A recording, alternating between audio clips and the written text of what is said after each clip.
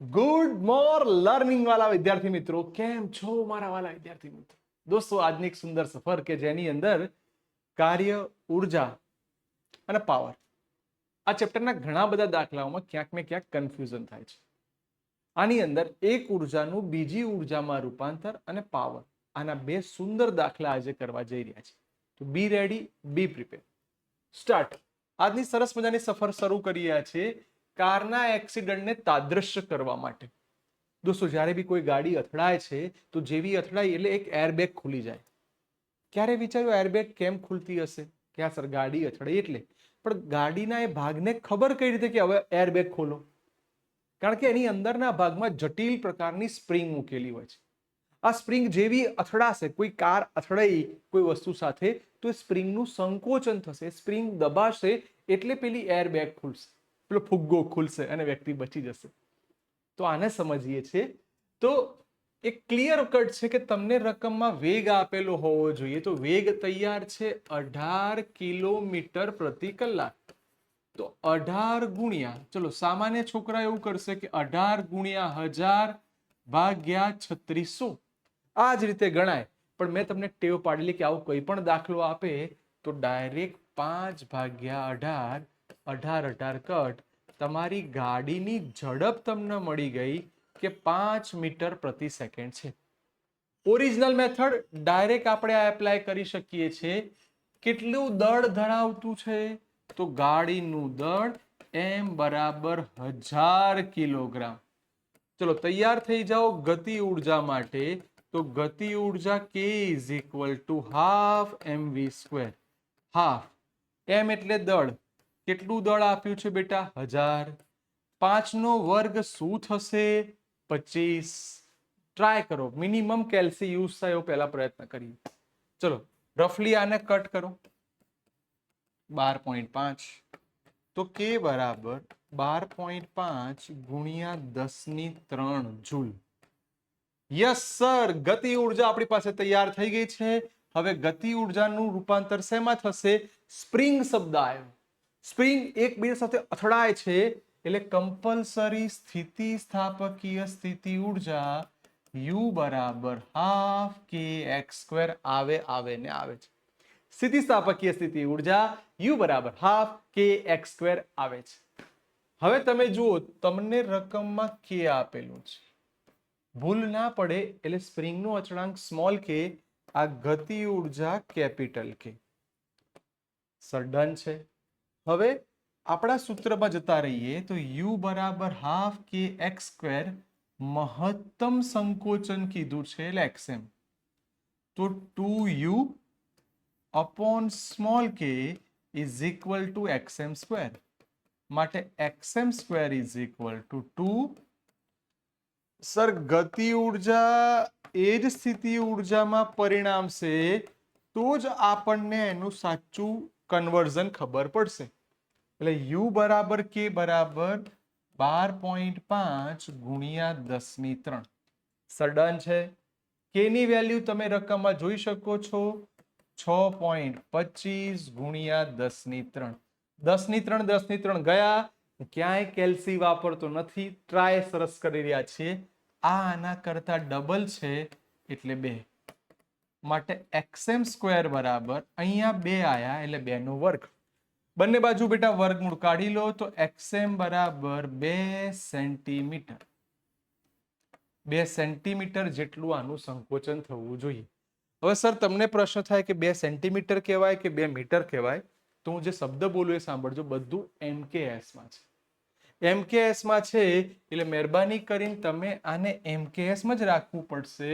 એટલે તમારું થશે 2 મીટર. બોલો રેડી?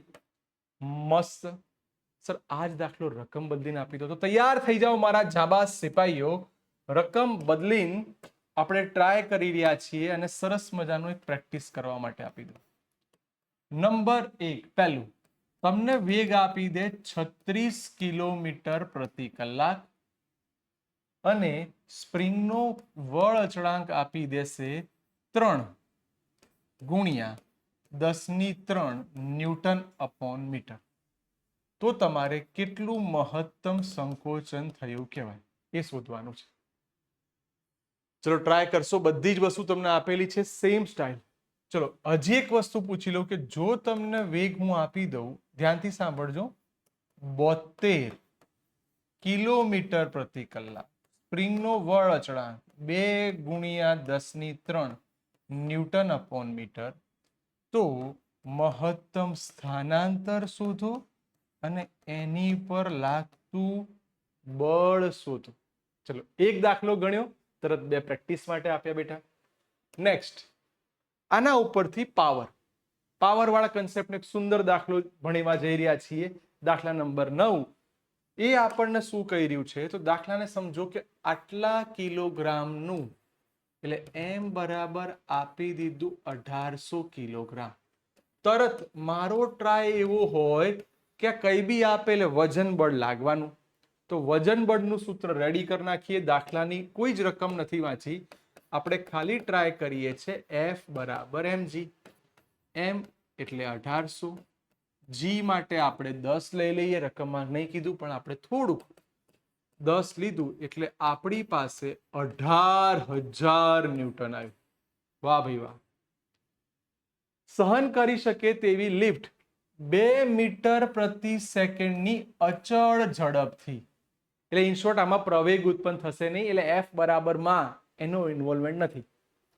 અચળ ઝડપથી કઈ તરફ જાય છે? યસ, હવે આ દાખલામાં શબ્દોની માયાજાળ ચાલુ થઈ. હવે તમે આને સમજવા જાઓ કે લિફ્ટ ઉપર તરફ જાય છે. ચલો ઉપર તરફ જાય એટલે સરવાળો, ઉપર તરફ જાય એટલે સરવાળો, ઉપર તરફ જાય એટલે સરવાળો, નીચે આવે તો બાદબાકી.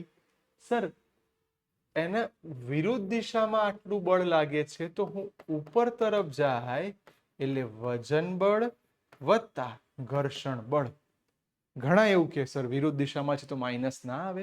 તો આપણે એલિવેટરનો કન્સેપ્ટ સમજાય લો કે લિફ્ટના કન્સેપ્ટમાં શું થતું હોય. જ્યારે ઉપર નીચે થાય ત્યારે આ કન્સેપ્ટ કીધેલો, ભાર દઈ ના ખબર હોય તો આપણે આગળનું ચેપ્ટરના વિડીયો બધા જોઈ લેજો. F કેટલા આયા અહીંયા બેટા? 18,000. આ તમારા કેટલા છે? 4,000. એટલે તમારું ટોટલ બળ થયું 22,000 ન્યૂટન. બોલો, મારી પાસે પહેલા બળ તૈયાર થઈ જવું જોઈએ. સર બળ અમારી પાસે રેડી છે. તો મોટર વડે લિફ્ટને પાવર પૂરો પાડવા માટે કેટલો પાવર જોઈશે અને પાવર હોર્સ પાવરમાં ગણો. ચલો હવે દીકરાઓ તમારું કામ સ્ટાર્ટ થઈ રહ્યું છે પાવર શોધવા માટે. હવે પાવર માટેનું સૂત્ર જો યાદ કરવા જવું તો power P is equal to F into V અથવા mgh અપોન T. પણ આપણને સમય કેવું કશું નથી આપ્યું, બળ અને વેગ આપ્યા છે, તો આપણે આ સૂત્ર વાપરીશું. ચલો power P as it is. બોલો બળ F ડેશ લખ્યું છે તો F ડેશ લખી દઈએ. 22,000 અને વેગ આપણને આપ્યો છે 2, તો સાચા અર્થમાં તમારો પાવર થયો 44,000 વોટ. એટલે કોઈ આવું પણ લખી શકે 44 કિલોવોટ. 2 માર્ક્સનો દાખલો આપણી પાસે તૈયાર, 2 માર્ક્સ રોકડા મળી ગયા છે, કોઈ મગજમારી નથી. પણ જો આને ધ્યાનથી જોવા જઈએ, એક જ મિનિટ, તમને અહીંયા એવું પૂછશે કે તમે હોર્સ પાવરમાં ગણો, હે ને?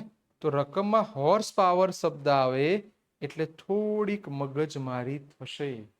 કેમ? કારણ કે હોર્સ પાવરનું તમને યાદ આવવું જોઈએ. હોર્સ પાવર તો યાદ રાખો, 1 હોર્સ પાવર બરાબર 746 વોટ. રિપીટ બેટા, 1 હોર્સ પાવર બરાબર 746 વોટ. પાવર જ્યારે બી ભણો ત્યારે હોર્સ પાવર અને kWh આ બંનેને યાદ રાખજો. હોર્સ પાવર અને kWh. ચલો ટ્રાય કરવા જઈએ છે. હવે જે કઈ પાવર છે એમાં 44,000 એઝ ઇટ ઇઝ ભાગ્યા 746. તમારો જે કઈ જવાબ આવશે એ ચલો ફટાફટ બેટા તમે કેલ્ક્યુલેશન કરી કાઢો. 59 જેવું આવશે. આટલા HP હોર્સ પાવરની જરૂર પડે. બોલો, બંને દાખલા સરસ થઈ ગયા. સર હવે આ જ દાખલામાં રકમ બદલીને ટ્રાય કરતા શીખવાડો. ચલો આ જ દાખલામાં રકમ બદલીને ટ્રાય કરીએ. નંબર 1, નંબર 2 અને નંબર 3. આમાં બી હું લખીશ ઉપર તરફ જાય છે, આમાં બી હું લખીશ ઉપર તરફ જાય છે. અહીંયા એવું શબ્દ બદલીશ કે નીચે તરફ આવે છે. આ શબ્દો એટલા માટે બદલું છું કે પેપર ટ્વિસ્ટ થાય તો ખબર પડે. અહીં જે દળ છે એ 1800 કિલોગ્રામ. અહીંયા જે દળ છે, ધ્યાનથી સાંભળજો, કેમ આપું છું, કારણ કે પાવર ઓછો વપરાશે. 1800 કિલોગ્રામ, 2000 કિલોગ્રામ, અને અહીંયા એમ બરાબર, એટલે 1 લખાઈ ગયું, 15000 કિલોગ્રામ. દળ આપી દીધો, વેગ આપી દો. અહીંયા વેગ સિમ્પલ 1 મીટર પ્રતિ સેકન્ડ, અહીંયા વેગ 1.5 મીટર પ્રતિ સેકન્ડ, અહીંયા વેગ 3 મીટર પ્રતિ સેકન્ડ. બધી વસ્તુ તમને આપી છે. સાથે સાથે ઘર્ષણ બળની વાત કરું તો અહીંયા જે ઘર્ષણ બળ છે, સાંભળજો, બહુ જ શાંતિથી સમજજો. ઘર્ષણ બળ છે એ માત્ર 2000 ન્યૂટન છે. અહીંયા જે ઘર્ષણ બળ છે વધારે લાગશે, 500, એટલે 500 ન્યૂટન, 2000 નહીં, 500. ઉપર 200 ન્યૂટન, અહીંયા 500 ન્યૂટન, અને અહીંયા જે ઘર્ષણ બળ છે એ 3000 ન્યૂટન. ચલો દીકરાઓ, મસ્ત 2 દાખલા ચલાયા, બંનેને આપણે રકમ બદલીને આપી રહ્યા છીએ. તમે સુંદર મજાનો ટ્રાય કરીને મને કમેન્ટ બોક્સમાં કે પછી ક્લાસ ઉપર આવો ત્યારે બતાવજો. ઓકે, જોઈ લો દાખલા બેટા, મસ્ત દાખલા જોઈ લો.